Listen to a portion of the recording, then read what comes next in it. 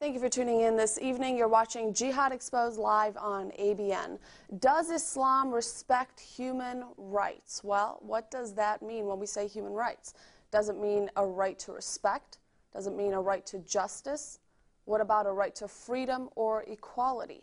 We look at the Universal Declaration of Human Rights and we see the basic assumptions underlining the Declaration are of a universal human nature common to all people, are of the dignity of the individual, and are of a democratic social order. Now, if we assume that the standard of human rights falls under a democratic society, then we can expect that the individual is to be emphasized according to the given system. But if society were governed with a totalitarian framework, then we may be able to expect that the dominant ideology is emphasized and not the individual. We should understand the concept of justice within the mindset of a democracy-driven society as well as a totalitarian, ideological-driven society before we can even answer the question of whether or not Islam respects human rights. We have two parts to tonight's program. We'll begin with human rights in Islam within the context of international relations between international organizations and also within countries. And a little later, we'll also get into the theological aspect of the segment.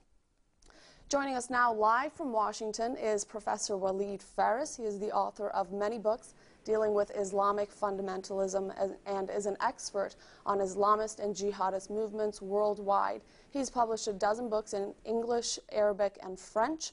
Dr. Faris's most relevant books to tonight's discussion are Future Jihad, Terror Strategies Against the West, The War of Ideas, Jihadism Against Democracy, and The Confrontation, Winning the War Against Future Jihad. Professor Faris has been a professor of Middle East Studies and International Relations for 20 years and is now teaching global strategies in Washington.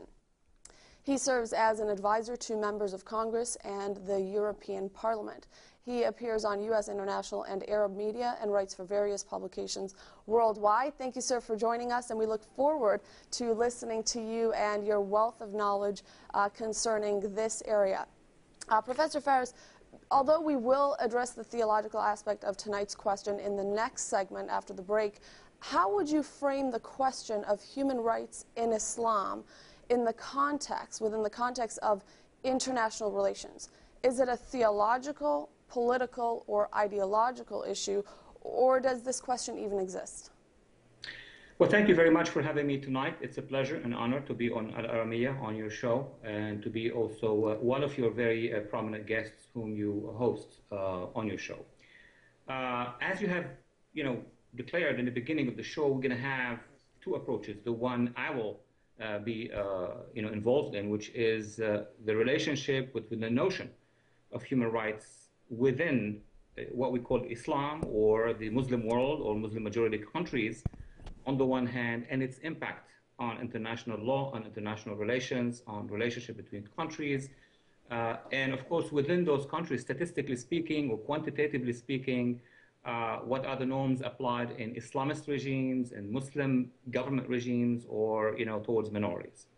On the other hand, obviously there will be a more comprehensive discussion of the actual theological texts of Islam and their relationship to the international values that we recognize as human rights. So having said that, I would like to begin by making two distinctions that would help first listeners and viewers and also researchers in the future.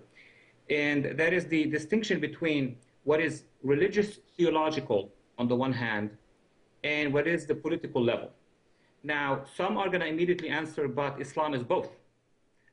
Meaning the text of Islam, the ideology or the doctrine, if I may say, or the basics of it says that Islam is a religion and is a state. I accept that principle, but that's a principle announced by theology.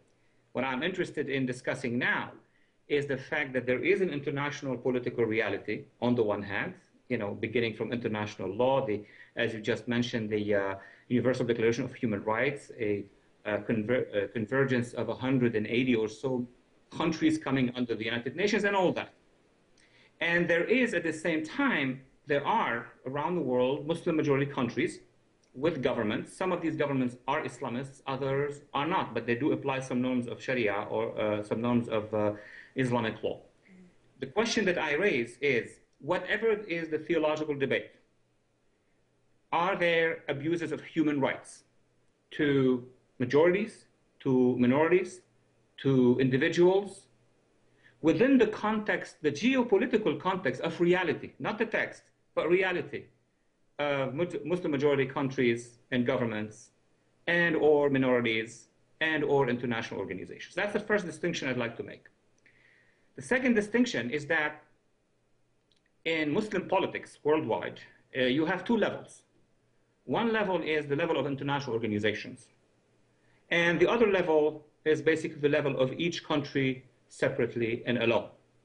So my first question I would like to address tonight is, at the international level, the OIC, the Organization of the Islamic Conference.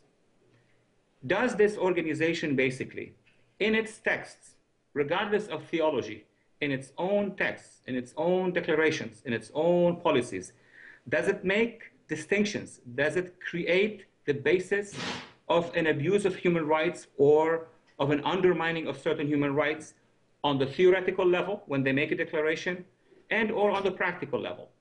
And then on the other hand, each country alone, Egypt, Iran, Indonesia, and others. So having said that, now we have set the framework, at least from my participation tonight, to make statements and then conclude on the fact, at the international level, are the declarations by the Organization of the Islamic Conference and all those sub-agencies that work with them, in those declarations, are they consequences on the human rights of communities, both Muslims, of different sects, Sunni Shia, and of, very importantly, non-Muslims in the confines of the so-called Muslim? And on the other hand, the state of abuse, how do we measure it within Muslim majority countries? Adding, to be very fair, the point that abuse of human rights exists worldwide, in all civilizations, in all countries. But really the question that we are facing tonight is a denial that mass human rights abuse exists in Muslim majority countries in the same way it does exist in other places. So here is, I would say, Samar, the various points that we'd like to discuss tonight with you. Can you explain in more detail the political dimension of human rights problems in the Muslim world on a theoretical level first, in a little more detail? Take a quick 30-second break, and we'll be right back here on Jihad Exposed.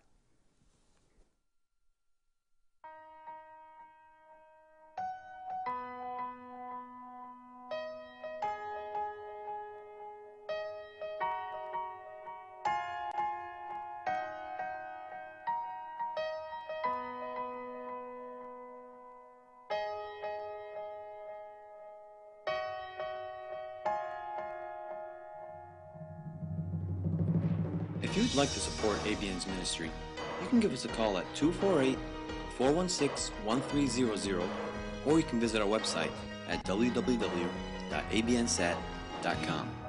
ABN appreciates your support and donations.